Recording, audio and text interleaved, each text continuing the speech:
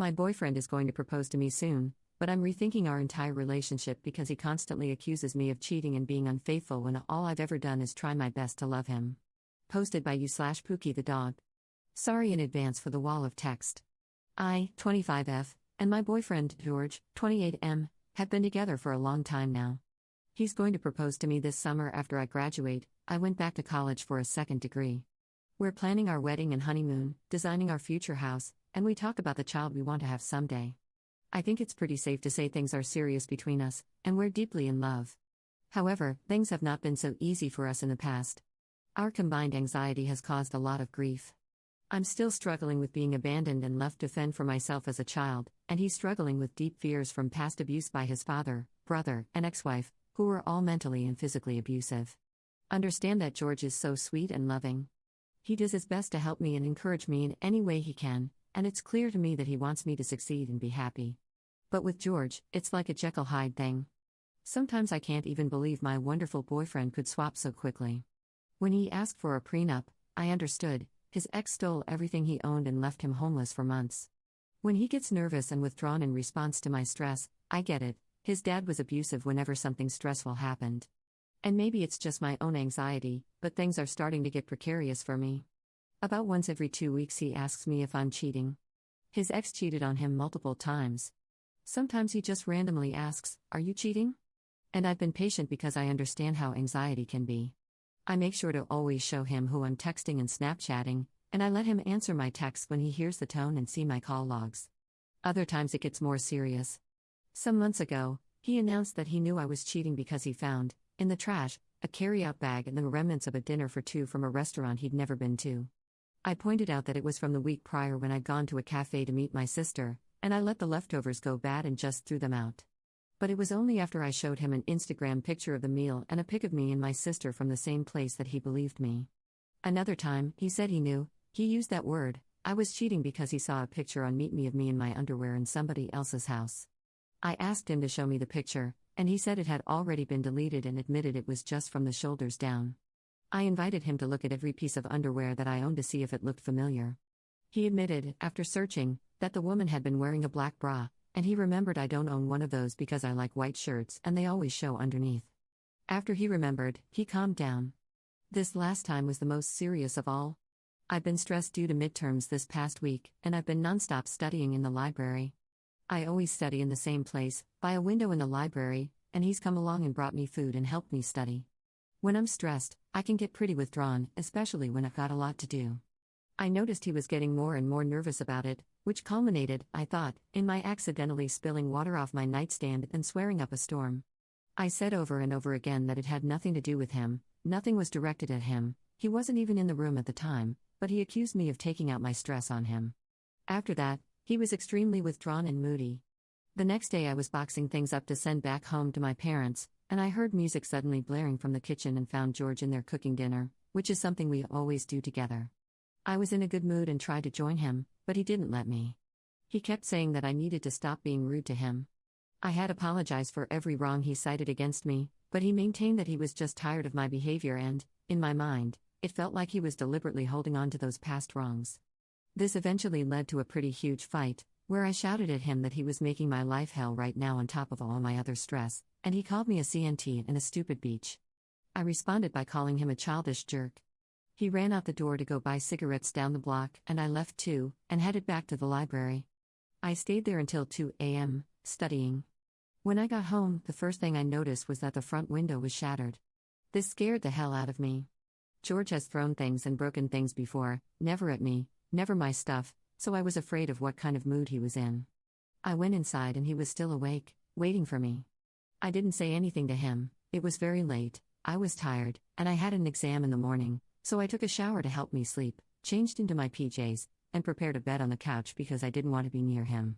As I was settling in, he walked in and demanded to know why there's something white on my underwear. I couldn't even believe what I was hearing. He showed me my underwear, and it was so ridiculous, because he knew I'd been dealing with a yeast infection these past few days, which causes white discharge and requires whitish medication.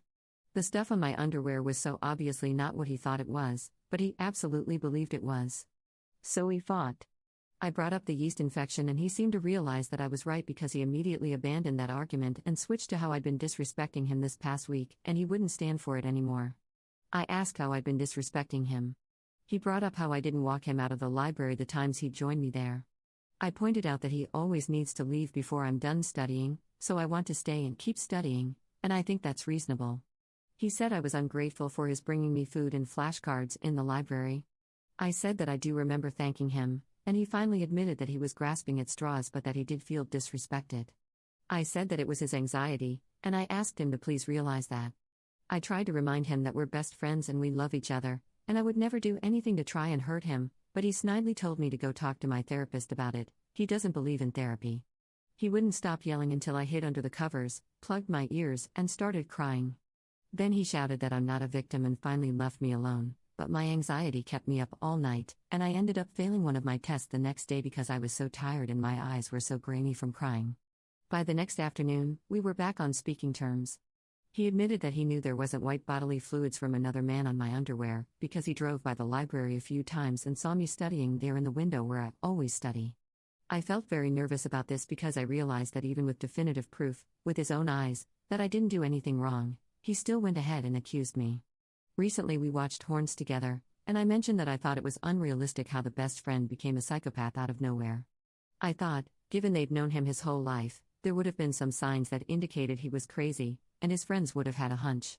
George said he wasn't surprised. He said he believed anyone could snap and become a rapist/murderer out of nowhere, and people could hide their true intentions no matter how well you think you know them. He cited the time his sister-in-law, married to his abusive brother, tried to strangle him out of nowhere. I know he's very distrustful of everyone, so I understand why he said that, but still, it made me afraid. The last few days have been so difficult for me. I already feel very sick to my stomach with nerves. I brought up what he said about Horns and kind of half-jokingly asked if he was going to kill me. He said no, but that he does sometimes imagine punching me in the face. I told him I sometimes think of punching him too, but I would never actually do that, and he should never do that either because I will leave. He just laughed and said he wouldn't, and I thought the conversation was over, except he suddenly said, "If you cheated on me, I think I'd be angry enough to try and kill you, and probably succeed." I responded by saying I would probably be angry enough to kill him if he cheated, but I wouldn't actually hurt him. He didn't really have a response to that. Yesterday he said it again. I mentioned how one of my friends and her now husband went celibate for their entire engagement period, 1 year. He casually responded, "That sounds horrible. I think if I had to go more than 2 weeks without sex, I'd probably freak out and kill you." This made my stomach do a flip-flop because it was the second time in 2 days. I said something like, "You know I won't be able to have sex for 6 weeks after I give birth, right? Even if it's cesarean, because I need to recover from surgery." He didn't say anything, and that freaked me the F out, so I pressed him, "You know that, right?" And he said, "Well, it's gonna be tough. Things are spiraling out of control for me. I know I often don't think straight because of my GAD, but I'm not happy with how things are going. I want to tell him not to accuse me of cheating anymore, that I've more than proven myself to him, and that we can't fight like this anymore. He needs to stop saying anything about killing me because, even if he's joking, it makes me sick to my stomach. But now I'm a little afraid that if I pick a fight about this, he's going to think that I'm cheating and trying to cover it up somehow. Further, I'm worried that if I can't account for every minute we're apart, like cameras following me everywhere, then one day, if my phone dies, or if I get stuck in traffic, or if some male co-worker greets me inappropriately against my will, George will believe I'm cheating, and possibly kill me? /relevant comments. Commenter. I read this sub religiously and have for many years. This is probably the scariest thing I've read. This dude is going to kill you. I'm not kidding, you seriously need to get out of this relationship and get far, far, far away from this man. He is horrifying. Commenter 2. 1. He's convinced she's already cheating. 2. He has clearly stated he is willing to kill her for cheating. 3. He breaks things when he's angry. Put 1 and 2 together, up, and leave him before he breaks you. Your intuition is ringing right now, and you should definitely listen to it. Women's intuition is very useful in abusive relationships, and you should always listen to it if you have a bad feeling about someone. Look up how to leave an abusive relationship, because this is the most dangerous time, when he is most likely to try to kill you. He will be convinced you are leaving him for someone else, and he's willing to kill you over that, so you need to be prepared. I would suggest going to the police station and filing a report that your boyfriend has threatened to kill you multiple times and that you are going to leave him. You can either have family members or friends help you leave, or you can have a police escort help you get your stuff and you out of the house. Women are far more likely to be murdered by intimate partners than by anyone else. And of those, most are murdered when trying to leave. Be careful. Also, I bet your GAD will get a lot better once you're not constantly living in fear, having all your communication monitored, and worrying about whether your boyfriend is in the kind of mood where he's breaking windows in the house. Your GAD is your intuition screaming at you right now. Adds an edit to her post. Okay, I'm sorry I haven't posted. I've read your comments, mostly, and they didn't do anything to get rid of my fears. Just know that I've got the flu, I'm in the hospital, and so I'm safe, but miserable, lol, and seriously reconsidering my life choices. I'll try to respond properly when I can. I'm on mobile, and it sucks. Update 8 days later. The last few days have been very hard overall. I haven't gotten much sleep. I was way too busy driving and moving and planning and running and making life decisions and crying and pretending to be normal. My worldly possessions have been reduced to what I could stuff into my old cross-country duffel bag. My dogs are traumatized to the point that one of them is now fear-biting and cries whenever I'm not in direct contact with her, and the other is expelling toxic waste out of both ends. And I'm simply no longer recognizable as the person I was, physically and mentally. Never in a million years did I think I'd end up in this place. Everything was pulled right out from under me, and it's like I woke up in someone else's effed up life. But I'm alive, and that cancels out any of my irrelevant complaints. Last week, I got back from the hospital after a really nasty stomach bug, which I thought was the flu. I collapsed on the couch to sweat it out. I was in a lot of pain, but I still dragged myself to the store to get ginger ale and sports drinks because I didn't want to ask George to do it for me. I realized I needed to appease him however I could until I could figure out a plan, because the Reddit responses scared me and I decided I needed to get away. As soon as I got home, George poured me a glass of orange juice and told me to drink until I threw up. I explained the doctor's orders, but he insisted that enough orange juice would make me throw up or give me diarrhea and that would flush my system and get the toxins out. As unpleasant as throwing up, again, sounded, because I was really dizzy and weak, I decided to try the orange juice. All it did was burn my scratched-up throat and it didn't help settle my stomach, so I stopped drinking it and started drinking ginger ale. He got seriously annoyed by that and kept insisting I drink the orange juice. I told him that it burned my throat, and he said, "Well, your throat's just gonna burn anyways." No idea what that meant. He then asked me where my phone was. Apparently, he wanted to put on some music. I had no idea where it was, but as he started a full-on investigation for it, I remembered I'd had my r/relationships post open on Reddit at the hospital, but I had a mild fever and I couldn't remember whether or not I had closed it. A few people warned me what might happen if he saw my post, and all those warnings jumped right to the front of my mind. I've been in some pretty intense situations before, but I've never felt anything like the pure, unadulterated terror of lying there waiting to see if my psycho boyfriend would find my phone and find out what I'd written. I thought about trying to find it before he got to it or casually trying to discourage him from looking, but I knew he'd be suspicious if I suddenly jumped up at the mention of my phone. In fact, I realized that if I reacted at all, he'd be suspicious enough to probably search until he found something incriminating, and it didn't matter how well I covered my tracks, eventually, he'd settle for something to be mad about. So I had to just lie there, pretending not to panic as he dug through my purse, my backpack, my car, twice. Finally, he called my phone and there wasn't any ring, and I remembered I'd put it on vibrate in the doctor's office. I thought I was saved for about 5 seconds, but then he went and turned off the noisy air purifier, so there was absolute silence, and called again, and I could hear my phone vibrating. He found it in my jacket pocket, and I swear to God I've never seen anything more beautiful than my tiny blank home screen reflected in his glasses. He put on music and shut himself in the computer room. After an hour or so, I passed out. When I woke up, it was still nighttime, and he was sitting across from me drinking a beer, and the first thing he said was that apparently his parents were giving away all his childhood things. I guess he called home while I was asleep. I told him I was sorry to hear that. I could see he was in a really bad mood, but I was ill enough and scared enough that I didn't care at that moment. I just wanted to go back to sleep. He told me again to drink the orange juice. I explained again about how it burned and didn't help my stomach like the ginger ale, and he said something like, "Sometimes I think people refuse to do things purposefully because I ask them to. Like maybe I should just tell people to do the opposite of what I want, so they'll actually do something good for themselves. And I really am scared of him because I don't know what he's going to do to me." So I drank the effing orange juice, and I tried to throw up, and that was the absolute worst pain I've experienced in a long time. It felt like someone stabbed me in the sternum. I actually cried a little and got one of those mini blackouts you get when you sit up too fast in the morning. George was standing there while I retched in the tub, and at one point, he did put his hand on my shoulder and ask if I was okay, but he didn't stick around and wait for me to regain my composure. He left the bathroom, and when I found him again, he was on the computer watching YouTube videos. He didn't say anything to me the rest of that night, and when I told him good night, he didn't respond. I decide I'm going to wake up early and go straight to my therapist. I never want to feel that fear or helplessness again, over anything, least of all whether or not I closed a stupid app on my phone. As soon as the center is open, I go to my therapist for a crisis walk-in and tell him everything. He confirms that George's behavior is troubling. I say I'm scared and that I need help, and he gets me in touch with a victims of domestic violence thing that's apparently set up by the university. I hate that all of those words now apply to me, and even as I write this, I still don't think they're accurate. I don't feel like a victim of domestic violence.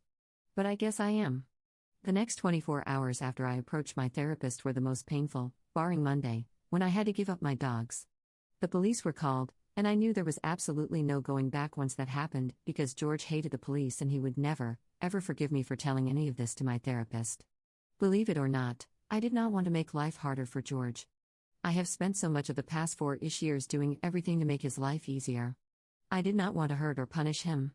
All I wanted was to get away with as little impact as possible, to vanish completely, and go zero contact, to forget everything and not deal with it. So the last thing I wanted was police involvement because of the stupendous freakout it would cause, but the domestic violence victims thing worked in tandem with law enforcement, and I recognized that I wasn't thinking clearly. So I took a huge leap of faith and actually trusted a trained professional to do his job properly. I was really surprised when a kind-faced woman in a pink blouse stepped into my therapist's office 20 minutes later, introduced herself as a domestic victim advocate, listened sympathetically and non-judgmentally to my sob story, and proceeded to escort me everywhere for the next few hours. She had a gun on her belt, and she was an actual trained cop, so I felt as safe as someone like me could feel, considering what I was doing. The kindness my advocate showed me was so far beyond anything any stranger has ever expressed toward me in my life. She gave me a chocolate bar off her desk that she'd obviously bought for herself earlier, offered me her lunch, packed me a to-go bag with water bottles and a can of dog food for my puppies, and told me sincerely that she wished there was anything she could say to comfort me when she and 3 other officers walked with me into my and George's apartment for the last time. I just told her that I understood. Nothing could really be said because it just sucked, but I was glad she was there. I threw clothes, a few pictures, some papers, my travel toothbrush, and my phone charger into a bag and pretty much sobbed more hysterically than I thought any sane person could ever sob. It was very embarrassing, but I couldn't stop.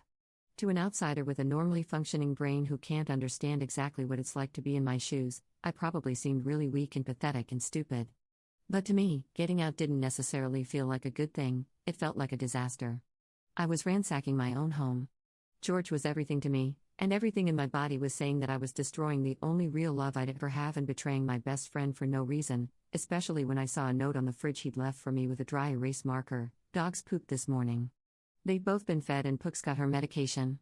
Have a great day, honey, I love you." I really wish I'd packed smarter. Who the F forgets to pack socks? But there were 3 large, intimidating cops waiting for me in my living room, and the victim advocate lady warned me to hurry because we didn't want George to show up and see this. It was very distressing. I had to leave behind so many things. I know it's all just worthless junk, but it was my home, things I'd picked specially and had for years. The gaming PC I built myself, my dog's toys, my sprouting plants that were so close to blooming, my favorite sunflower pattern dishes, the beautiful wooden bookcase my father made for me in his woodshop when I graduated high school, my old gross dog-eared Harry Potter books, some of which I've had since I was a little kid, the polka dot comforter my sister handed down to me after she got married, my old birthday and Christmas cards. That stuff made me feel like a person with a life that mattered. But it wouldn't fit in my bag, so I had to leave it. And I don't think I'm going to see it again. But it's not the end of the world. I'll go on and hoard a lot more useless junk in the future. If I had stayed, I wouldn't have been able to, and my junk wouldn't have done my body any good. The dogs were not happy about all the strangers in the house, nor my apparent mental breakdown, and they immediately started losing their minds. I somehow managed to load them and my stuff into my car, and then it was back to the police station to discuss options. I'd put off calling my family because I didn't want this to be real, but I figured once George realized some of my crap was gone, it was going to get very real whether or not I felt ready. The call wasn't bad. I've always been able to tell my dad anything and not be judged or ignored, though I hadn't talked with him for a while. He and my mom were away on a camping trip, but when I told him things were bad and I didn't feel safe, no other details were mentioned. He invited me to join them. It was many hundreds of miles away, in the middle of nowhere, but that sounded perfect just then. Nobody could find me, I'd be totally safe, at least for a few days. So I left town. About 3 hours into my 8-hour drive, the calls and texts started coming. I'd asked the advocate lady what I was supposed to do when George tried to get in touch with me, because for him, this is completely out of nowhere and he's likely going to call the police and file a missing person report if I didn't come home that night. She gave me a few cookie-cutter sentences to give him, which I put into a brief text. It essentially said that I didn't feel safe right now, I wanted space, and I didn't want him to contact me again. I would contact him when I was ready. Then I was stupid and I read the hailstorm of sad texts I got in response to that. Then I was even more stupid and, rather than blocking him, I answered one of his many subsequent calls. It was quick. He sounded scared and heartbroken, and I felt bad for him, because I knew he would never understand. He said he was having a panic attack, he didn't understand, please don't do this, all I ever did was love and take care of you, we were supposed to get engaged. I cut him off and said that I didn't feel safe, I didn't want him to contact me, I couldn't help him, his behavior was unstable, and he needed to go to a hospital. He asked me if this had anything to do with my therapist telling me lies. I said no, but he said something like, I need to talk to that effing guy, he needs to stay the F out of my relationship, he's messing with my fiancé. Then he asked me if I'd stop taking my anti-anxiety medication. But I didn't answer, and I didn't hear the rest of what he was saying because I just repeated to him, firmly, all the points I'd already stated, and then hung up and blocked him. I then called my therapist to let him know that he might be in danger. The police got involved again, and when George made a threatening call to the center 5 minutes later, the whole place was put on lockdown. I'm not sure exactly what happened or what he said, but I think my therapist had to have a cop escort him home, and George was told not to contact me or the center unless he wanted to be arrested. So I endangered a whole building full of wonderful people who have only ever helped me and deprived others of their therapy sessions that day. What if somebody else had been in crisis and needed help? Just one more thing I can think about when I'm falling asleep at night. My parents aren't touchy-feely, but my dad let me hug him and cry on his shoulder for about 30 seconds and then cheerfully pretended like nothing was wrong. He wiped my laptop and phone in case of keyloggers while joking around with me about the dogs and school and unrelated stuff, which is his way of dealing with problems. To be fair, it works really well most of the time. He doesn't like talking about personal issues, in general, it makes him uncomfortable, so I spared him a conversation about what happened. He knew I was safe and getting help, and that's all he wanted. My mom was extremely sympathetic toward George.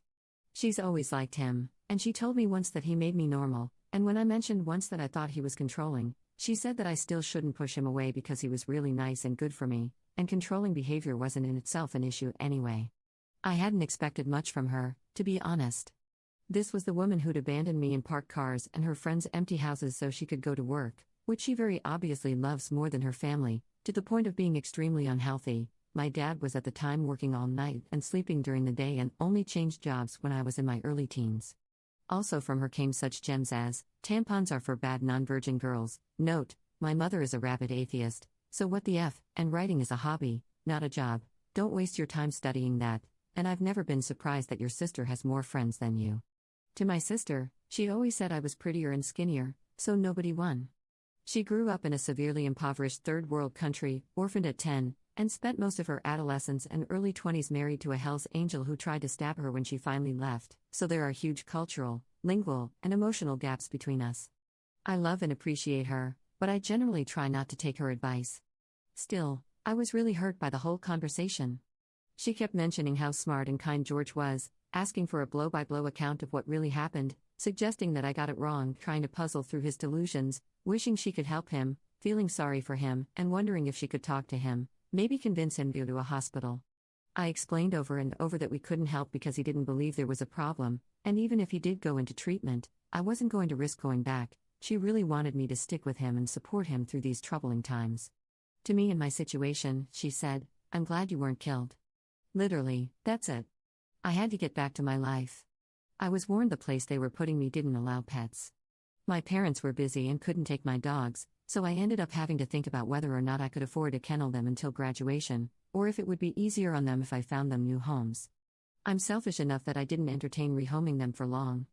I did not want to lose my dogs. I could lose everything else, but if I lost them, I'd die. They were my babies. They used to sleep in my bed before George kicked them out, and they were the only ones I could cuddle and cry on during this whole nightmare. They were my strongest emotional support. So I swallowed my pride and called Sarah, a friend I've known for a couple of years now.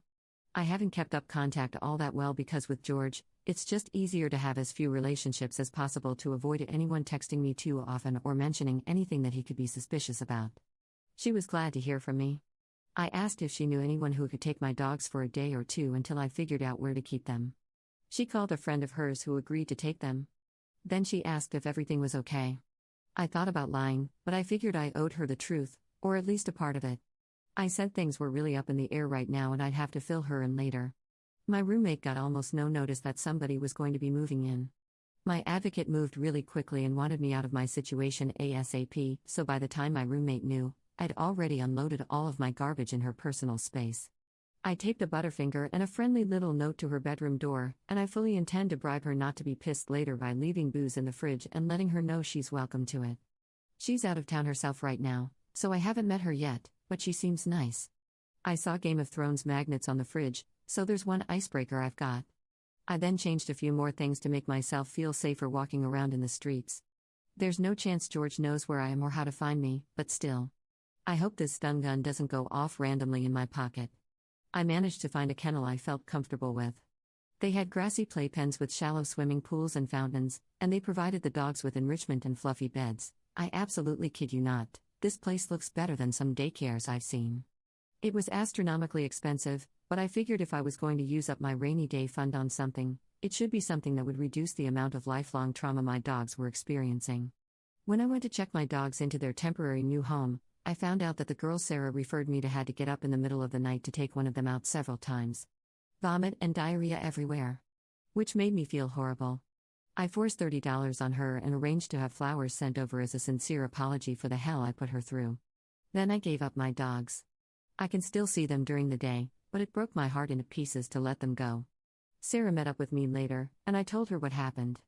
Like my parents, she really isn't touchy-feely, so there was no crying or hugging or any of that nonsense. She gave me crap for being with George. Dude, I knew he was a psycho.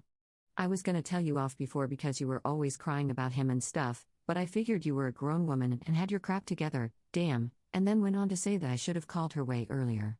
She liked the changes I'd made to my appearance so far but said I should avoid wearing bright colors from now on. She takes off her dark-colored jacket and gives it to me right there. Then she goes on to describe all the ways my situation was exactly like J-Lo's in the 2002 movie Enough, reads me the whole synopsis off Wikipedia, and makes plans for us to get smashed and watch it together. I told her I've decided to avoid alcohol for the near future since I'm already dancing on the edge of depression, but I said I'd still show up and bring popcorn balls. Other than how annoyed she was at me over my bad decisions, I couldn't have asked for a better friend. For a little while at least, she made me feel human. Later that night, my dad informed me that George had left him and my mother a threatening message on their public business line. The only way I can think that he got that number was by Googling their names. I immediately took the necessary steps to file for a restraining order. The only reason I'm writing this is because I have no idea how to make sense of my life right now except to write it down, and more importantly, I've really got nobody else to talk to. When I was a kid, I'd do a lot of journaling to help me get through difficult times. I figure this is the same, only sometimes the journal says encouraging things back. And I'm not going to lie, I could use some encouragement. So I'm just going to dump it all anonymously here, and maybe that will give me some kind of closure, maybe not. I have nothing else to do because I can't bear to leave this room right now. Also, I feel I owe it to a bunch of internet strangers to say thank you properly and let you know what's happened. Some of you seem truly upset by my situation, and some took quite a large chunk of their time to write to me. So thank you, really, from the bottom of my heart, thank you. Because I'm a real girl behind these words. I like sewing my own dresses and watching David Attenborough documentaries and wasting hours of my life on PC games.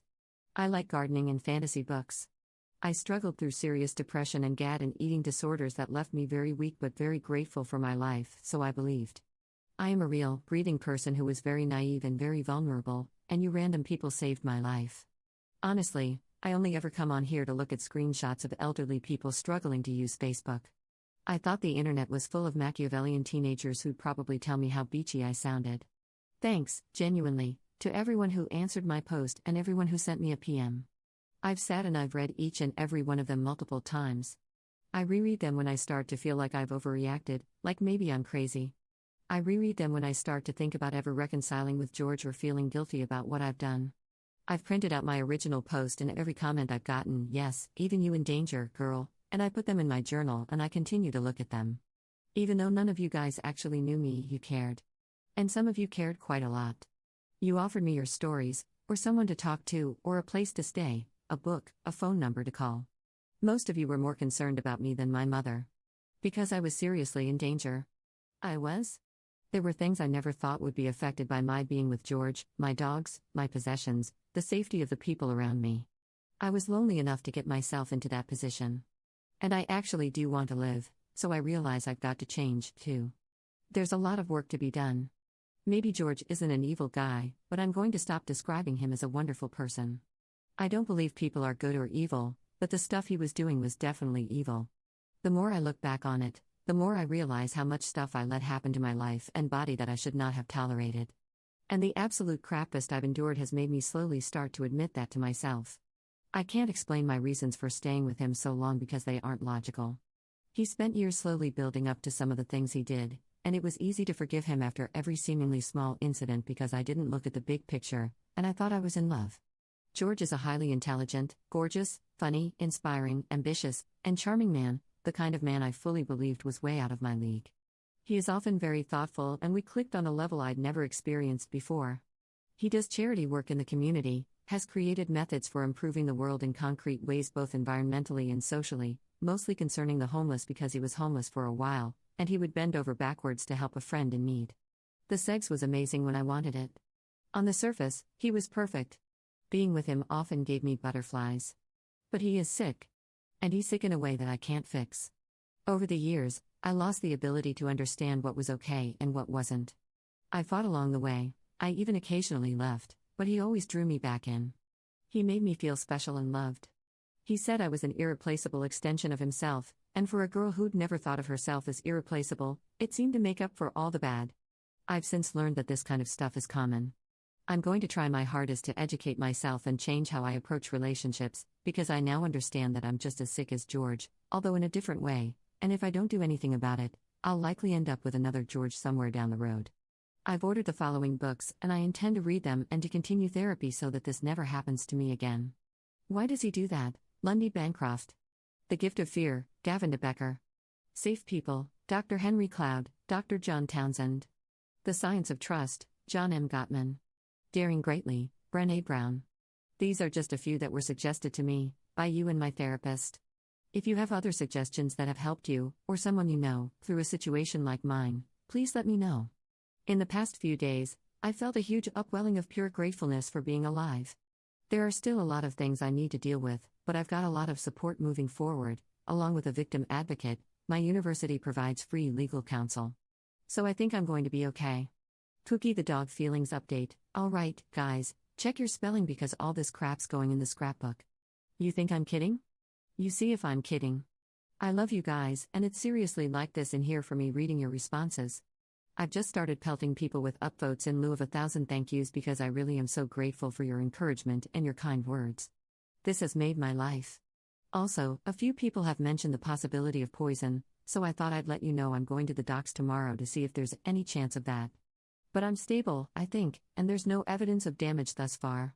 Hopefully, the orange juice thing was just a weird power play and not something more sinister.